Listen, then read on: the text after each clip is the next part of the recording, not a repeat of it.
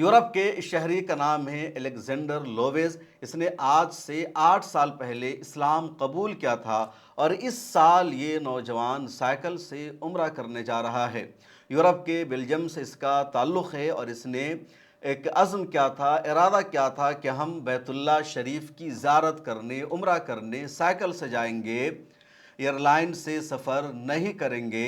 और अब ये अपने वादे पर अमल कर रहा है, अपने अज़्म पर ये अमल करते हुए साइकिल से उम्रा करने रवाना हो चुका है।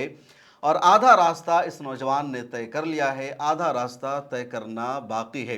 बेल्जियम से मक्कतुल मुकर्रमा का जो फासला है 6000 किलोमीटर का है और इस नौजवान ने 2 महीने में यानी 60 डेज़ में इस ड्यूरेशन को, इस फासला को तय करने का अज़्म किया, इसने इरादा किया और आधा रास्ता इसने तय कर लिया है। बेल्जियम से निकलकर इस वक्त ये तुर्की में मौजूद है और अगले 1 महीने में इंशाअल्लाह ताला ये नौजवान मक्कतुल मुकर्रमा पहुंच जाएगा। आज से 8 साल पहले इसने इस्लाम कबूल किया था और इस वक्त इस नौजवान ने कहा था कि मैं साइकिल चलाकर उम्रा करने जाऊंगा। बहुत सारे लोग साइकिल चलाकर हज करने गए हैं, कुछ लोग पैदल हज करने जाते हैं या कुछ लोग घोड़ा से सफ़र करके हज करने गए, लेकिन ये नौजवान साइकिल से उम्रा करने जा रहा है। बेल्जियम के बाद जर्मनी, जर्मनी के बाद ऑस्ट्रेलिया, हंगरी, तो यूरोप के कई मुल्कों को क्रॉस करते हुए नौजवान अगले 1 महीना में अब मक्कतुल मुकर्रमा पहुंच जाएगा।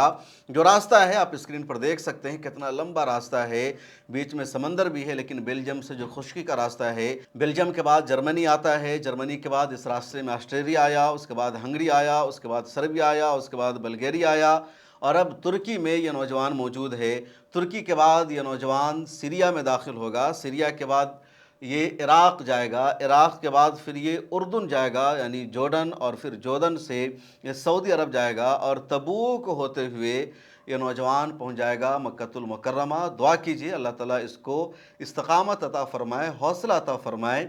एक अच्छी बात यह है कि यूरोप में इन दिनों लगातार लोग इस्लाम को कबूल कर रहे हैं, मज़हब इस्लाम में दाखिल हो रहे हैं और इस्लाम के तमाम तकाज़ों पर वो अमल भी कर रहे हैं। इस वीडियो में इतना ही। चैनल को सब्सक्राइब कर लीजिए और मुझे दीजिए इजाज़त।